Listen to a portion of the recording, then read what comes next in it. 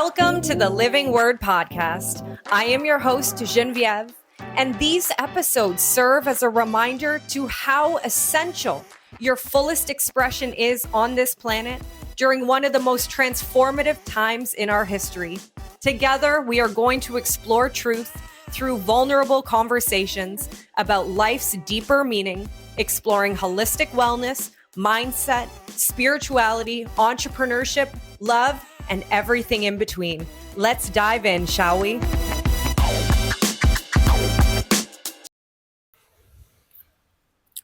Welcome back to the Living Word. And right now I am staring at the most beautiful ocean along with the most beautiful, inspiring woman. And we are here in Expuja, Mexico. And I had the opportunity last weekend to be at a fitness show. But this was not a regular fitness show. This was me having the opportunity to watch one of my close friends, my dear sister from another mister, strut on stage and really show herself what is possible for this next phase of life. And what I got from that is realizing that the more things we do for ourselves in this lifetime on a physical, mental, spiritual level, the more we become a magnet to everything that we desire. And so I'm here with Carol Elizabeth, the woman, the goddess, the queen. And Carol, thank you for being here. And I'm so excited to just dive into this newest chapter of transformation, because I feel that I witness you transforming all the time. And so I'd love for you to introduce yourself and why this fitness show and why now. Sure. Well, it's tough to be here. It's hard. Took a lot to get me here, but I am definitely grateful that the universe brought us together all these years ago, and just keeps like rapid fire all the beautiful things that are happening. So thank you for having me here and just being able to share this part of the story, and I think that's the beautiful part about life is you might think that you've made it to the end of your story, or you've done enough, or what's next. And what I know is when you just follow your gut or trust your magic, as I say, there's just so much more that you can't even wrap your head around. And so the short condensed version of the story is I first got into fitness at around 37, 38. I wouldn't call it fitness back then. I was a frumpy dumpy, really grumpy mom of three. I would watch fitness DVDs used to be put in the DVD player back in the day. And I would get my gym clothes on and I would put the DVD in, and then I would sit my ass on the couch and watch the DVD while my kids napped. And so when I was 38, I was like, okay, you know what? I'm not feeling good. And that was my first foray into, working out. I started working out. Didn't really change what I was eating. Didn't see any results. And then when I started to put them all together, I ended up stepping on a fitness stage at 39 years old. I was going to say I never will, but I know those words are not things I can say, but I would have said I'll never jump out of an airplane. And so strutting on stage in a bikini and being judged at 39 was kind of my bucket list thing. And so I did that and was able to just really feel great. But still, I thought happiness was found in the body. I thought happiness was found in how you looked. And so when I got this body at 39, I was happy-ish. But not fully. I really went on the journey of oh, do they think I'm great? And oh, am I good enough? And oh, can I get a trophy? And oh, am I worthy? And oh, and all of these things. And it's so interesting to look back now thinking that I had made it, but I still wasn't happy. And so that was really the foray into personal development and growth.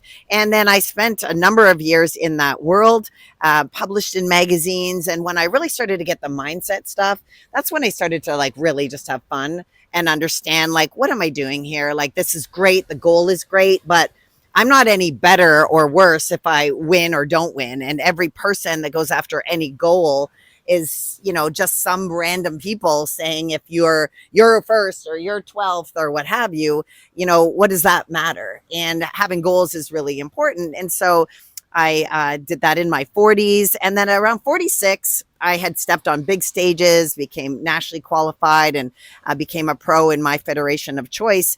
And then I kind of got sick of it. That's wrong. I didn't get sick of it. When I started to really get deeper about wanting to help people transform beyond the body, I didn't know I was bringing mindset stuff into my groups at the time. I was just telling them my story.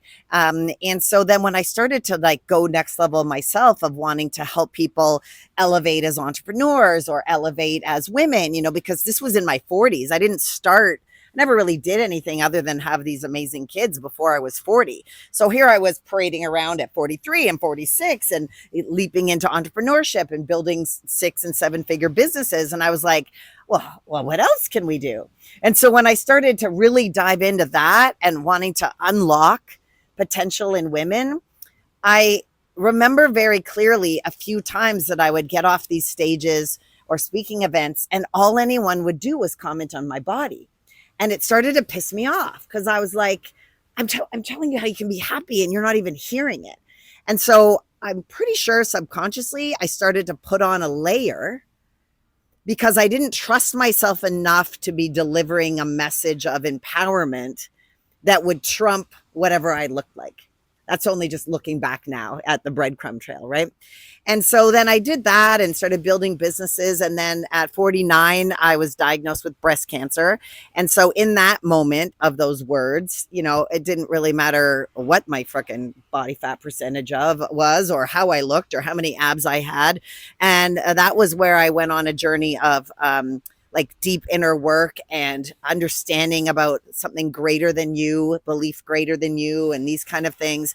And then since that time, up until very recently of this year, 2024, I kept getting on a journey of like trying to get back and trying to get fit and trying to look a certain way. And when I finally made a decision this year of flipping the mindset of why I wanted to be healthy, that it really wasn't about how I looked. It was about being a strong 90-year-old, and muscle is longevity. And I had to have a talk with myself. My higher self had to come in and call me on my bullshit and say, like, this isn't menopause, Carol. This is not perimenopause. This is not cancer. This is not estrogen blockers. This is not stress. Maybe it's a little bit of it, but you're drinking, you're not moving, you're stressed, you're not taking care of yourself. And quite frankly, you're not treating this vessel that thrived through cancer with respect. That's what I said to myself. And then I said to myself, screw you, but you can't really say that to yourself because it's all on you. And that's when I started to say, this is a different reason.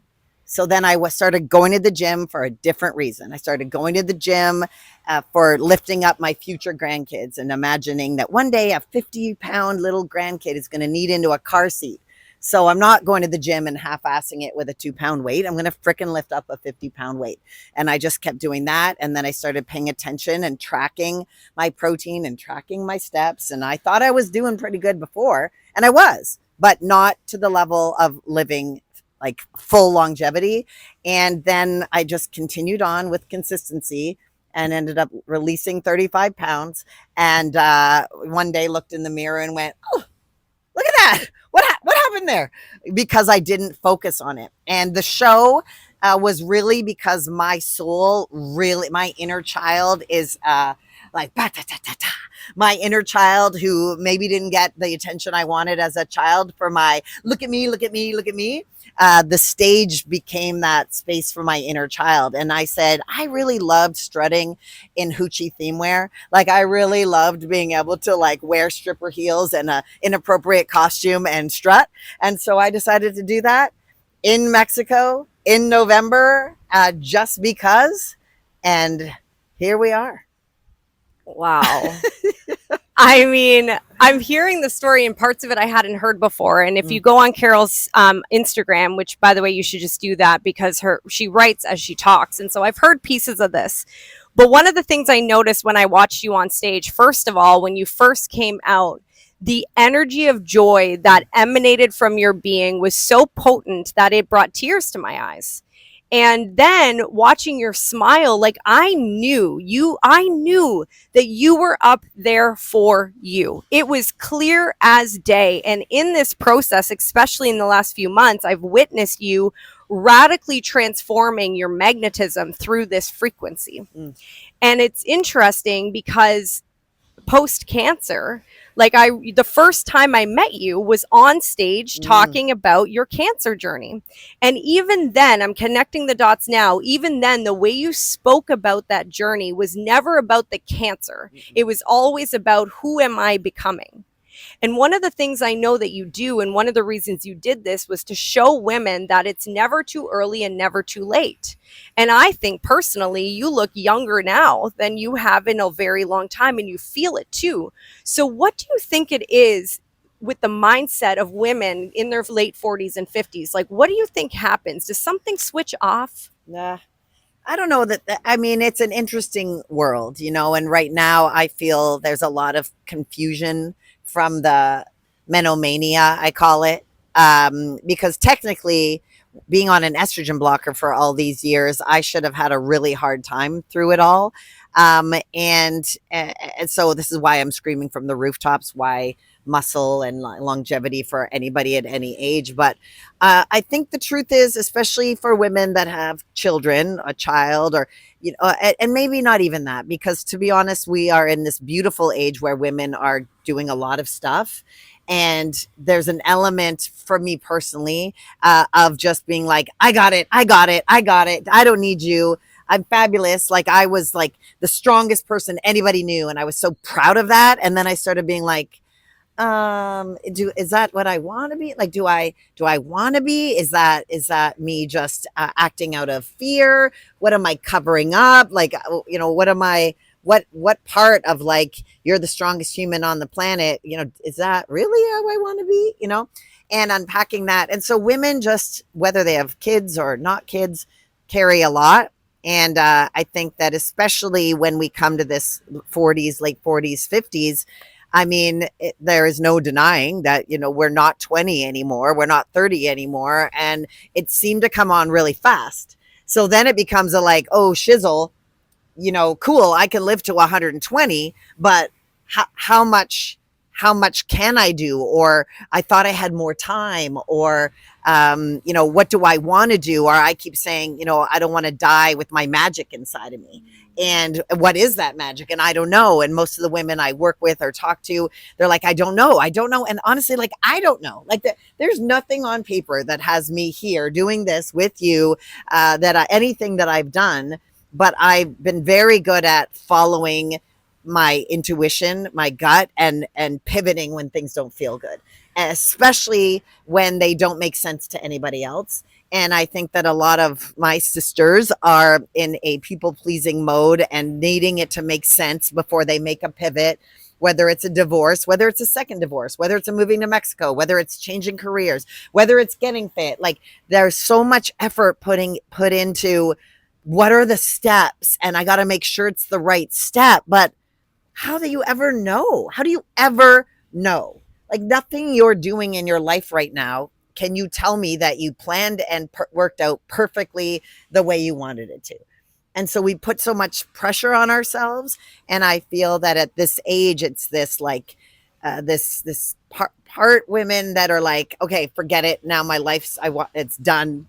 I never had, if I was going to do anything, I would have done it now. And they just like retreat to watch Bridgerton every night and, eat queso, which is like no shade because I was doing it, saying I didn't have time. Or there's a revolution, an emerging of women going like, oh, okay, wait a minute. I can be strong. I can be powerful. I can also be feminine. I can also be soft. I can follow my heart. I can follow my soul. I don't have to know every step. And if I do that, I keep getting what I say fist bumps from the universe. Go here, say this, go there, join this, leave that. Okay, that didn't feel good. Let's go over there, because you had to meet somebody at that thing that ended up being very painful to become the person to be able to say yes to the next opportunity. And just like this fitness transformation, what I'm here to say, which I would have always made fun of every other woman that came before me and said it, is this really can be very, very simple. And you can sit Oh, back and be like, ah, well, alrighty.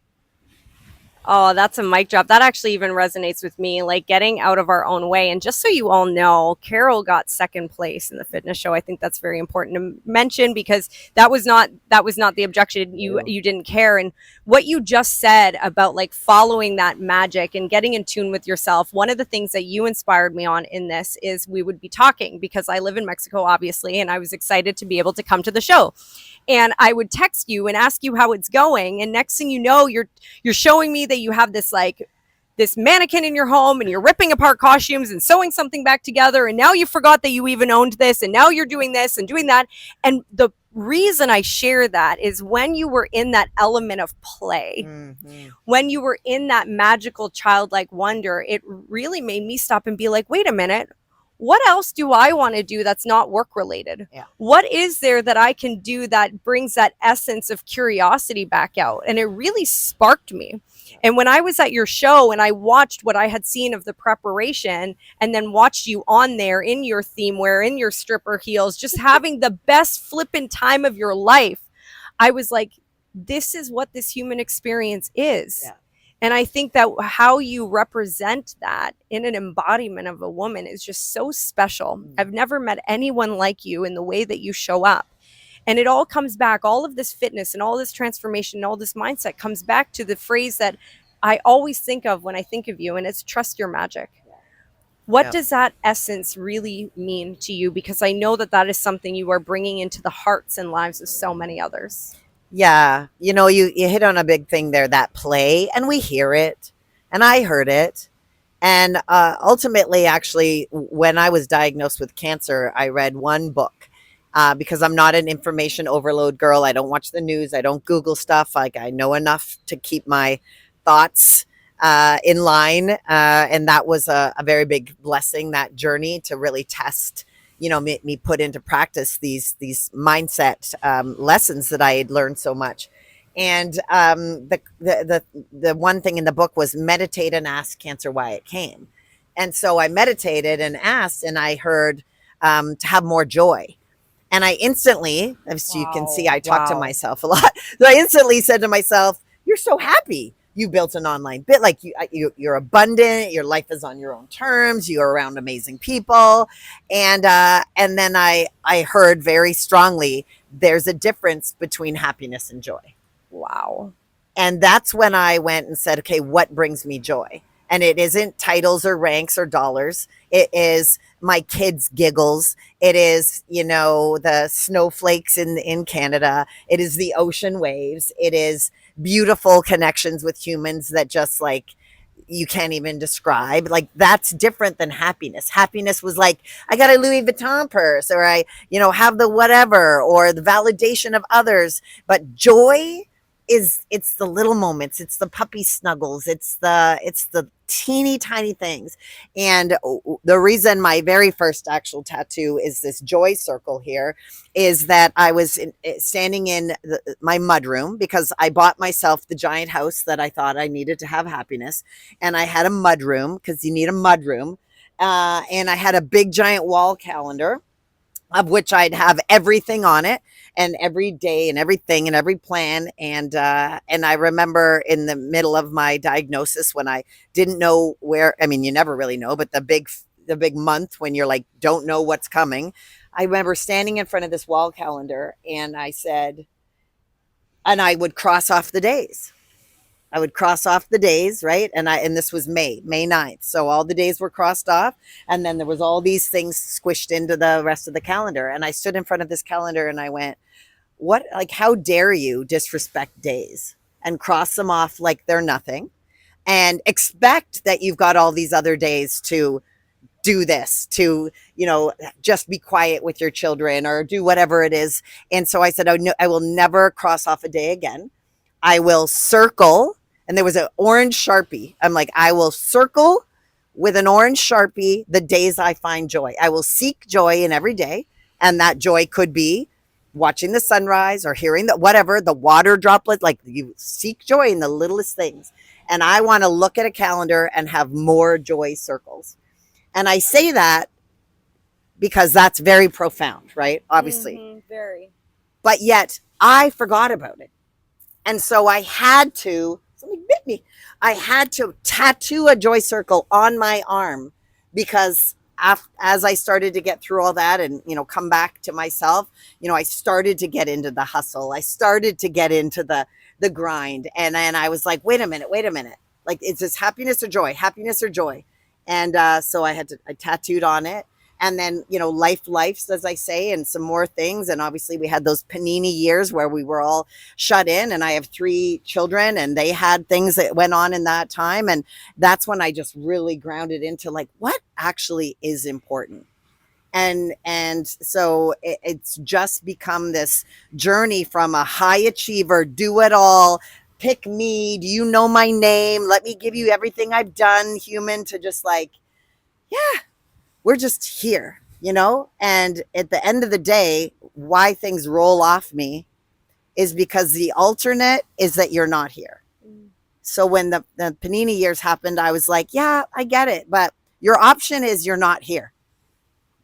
Like, it's raining. Okay. It's, you got no money in the bank account, but you're here. Like, it just makes it all so much easier. Yeah, and I witnessed that in everything you do. And I forgot about the joy circle in the calendar. And that's something that it's like, wow, like I do that too. I look at my calendar and I think, okay, how many things can I squish into this day? And then, okay, I got through the day, I'm going to do it over again. And really to take that pause. And one of the things that I think you're so brilliant at is your storytelling and your words. Even the panini years, like, I don't know about you guys, but it makes me laugh every single time. And one of the projects that you've been working on is actually taking a lot of these stories and these moments and these reflections and putting it into a manual for other women. And so, because it all comes back full circle, literally. So I know it's probably going to be out when this episode launches. So tell us a little bit about this new manual that is being released to the collective. Honestly, I could start bawling right now thinking that we're in frickin' Mexico talking about this book. Like, I think I just need everyone to know that everything you ever seek will indeed happen. You cannot hold the timeline. You cannot. I wanted to get fit again for freaking 8 years. I set out to write a book in 2018, and we are 2024. And what I came to realize is every iteration of the book was, at first, it was just an overload of information. Here's all the millions of things I know. And it wasn't even all that I knew, because the whole trusting your magic really does come to the essence of like, what do you know? And what do you know? And like, before, I didn't trust my own knowledge, so that I wouldn't even make up words, even though like that's the essence of me, but I needed to speak like her because she's this way. And then I would play the role of speaking like that, or I wouldn't swear. And I'm a swearer. I'm a swearer as like extra exclamation marks. I don't swear out of anger, but life is fucking amazing. And I'm going to say that. And, but so you have to understand that. And so every level of the book was going to be just like, honestly, a fire hose of information. And then as I settled into this, it was even going to be called something different. And I just was like, you know what? It's really quite simple. So the book is Trust Your Magic, and it's stories, it's activations, it's Om work. Come on. Come on. I mean, I can't even with myself half the time. I was like, that is amazing. It is amazing. Because who doesn't want to do Om work? Because what I know is that if you don't take action, if you don't do something, nothing moves. And so there's that like law of attraction only works with action, and you have to get traction. And I know a lot of people just think, or want, or hope, or vision board, but don't take any action. And I'm the poster child for taking imperfect action, for not thinking like at all for the most part. And so the book is really a guide to your greatness that really is just about understanding that we get to pull from all these people, whether it's podcasts, YouTubes, events, people you meet, and then you get to put it in like a freaking martini shaker. I'm making this up right now. This will be great too. And mix in your concoction and pour it out. And that's your magic. And so right now we're in a world where we can look at like make 5K in 5 days and 10K in this and do it this way. And this is how the algorithm works. But that's for them. Right. So take a little pinch of this and a little dash of that and a little mix of that, and follow what feels good to you, because if it doesn't feel good to you, it's not supposed to be the way for you. And so for me, I get to make up words. I get to have typos. I get to not care if it makes sense because I'm writing so fast. I'm not going back to edit. And that is what lands with humans. For you, it's your style. For you, it's your style. And so many women, I think, are just stuck into like, well, I don't know if this is the right way. Well, you do know. It feels good. And that's all you need to, that's what trusting your magic is following the feeling, the shit, I got to get out of this, or the like, I'm saying yes to something insane that by no reason should I absolutely say yes to this, but I have to say yes. And then when you understand that, you start saying yes to big, giant, gargantuan things that even though you're like, whoa, really? Your higher self is like, oh, buckle up, baby. And you trust that it's leading you to somewhere, but you won't know. I might not know till 2035 and say that freaking podcast in freaking Mexico that we thought was for this. Now look at us. Now we're in Exuma or wherever, and there's 100 people over there waiting for us because we're going to do a tribal dance. I don't know. Oh my goodness. It's so true. And I'm staring at this ocean having one of those pinch me moments too, because I feel that the way that you express individuality is a way that gives everyone permission to just like take it easy. And you've given me even deeper permission to just like, none of the fine print really matters. Mm-mm. And it's so much more fun when we can just be. And I feel that in a world that we are saturated with experts and coaches and this, which I think are great, to have people show up vulnerable and authentic and share it all, the good, the bad, the scary, the ugly, like you do, is so refreshing. And I can't wait to have the manual. And I can't wait for all of you to have the manual. We'll make sure that the link is in the show notes below. And also, if any of what Carol said today, like, grabs at your heart, like it does to me every time I get a text message from her, or if you feel that you just need to have that essence in your life as a mirror to give you back permission to really sink into your magic, I would highly recommend going over to Carol's website or Instagram, or you can let us know, and just seeing if that's what you're looking for. Because what I know is every single woman and every single human I see going into her presence comes away transformed, should they choose to really dive in. And I know you have lots of available options for people to work for you, with you. So what are some of those options for people? Just where can they find you? Where can they go? Because I know that more people need this magic sparkled into their lives. You're so cute. Well, by the time this comes out, I'll probably have 35 other things. But what I want to just quickly say about the coaches, that like everybody has a purpose, and every person in your life, like that, everybody has a different level's not the right word, but there have been pivotal people in my life that have been the proof of something, the proof of a woman in her 40s getting fit, of the proof of a single mom making 6 figures in network marketing, the proof of, right. And so I've learned to find the right, what you focus on, you find. So I learned to find the proof. You're the proof that living in Mexico is like extremely exceptional. And so the ways people can work with me and be with me is ever evolving as I evolve. And so CarolElizabeth.com is my website. I am _ Carol Elizabeth is my Instagram.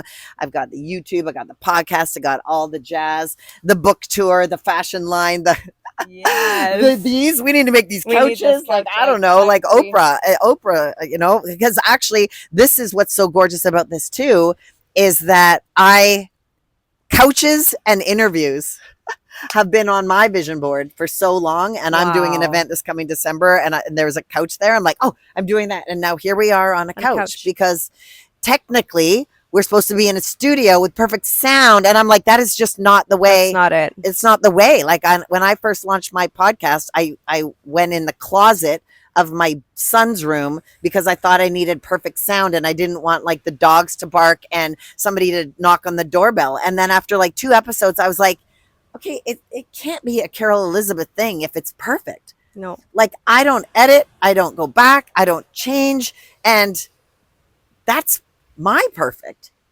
And so, if you are, all I will say is I am a person that's here to serve in any capacity. So, if you come find me, like send me a message, send me an email. Like, I'm not like, oh, my people will get back to you. Like, I want to know where your hiccups are and your hurdles are. But I will say this, if you ask my advice, just be willing to hear my loving, real truth, because I had to do that to myself. And I think that's why a lot of people work with me, because I called myself on my bullshit, and I can call you on your bullshit. And sometimes, well, most often, we kind of need that, but from somebody who we see ourselves in. Because otherwise, we can give ourselves the excuse like, well, he doesn't know he's a guy, or she doesn't know she's a this, or you've never lived my life. And I think that, Gus, God, universe, source, to bring everyone together, has given me the blessing lesson of pretty much every hardship ever that somebody will go through, all of them, so that I can be this presence to any person and show that on the other side, or during the bridge, or walking across, that you can have lightness in your heart and find magic in the journey, in the depths of the darkness, because then you live in the light and it becomes extra light. I love it. And it's just such a representation that everything is connected. And that's what I love about you. You never put yourself in a box, or you never put anyone in a box, or anyone in a round cube, in a square hole. And I love it so much. And I really believe that what you have coming out over the next few months and the next few years is even going to blow our own minds. And I cannot wait to witness it. And so every single thing that Carol just said is going to be in the show notes. Go ahead, go browse, go play, have fun. And I'm so excited to see what comes out of all of this over the next year, Carol. You are truly the fairy sparkle mother. You really I am are. equally excited because I have no idea. I'm just locked in for the ride. Thank you. I love you. Thank you so much for joining me on the Living Word podcast today. My hope is that you have something new or a remembrance that you can apply in your life right now.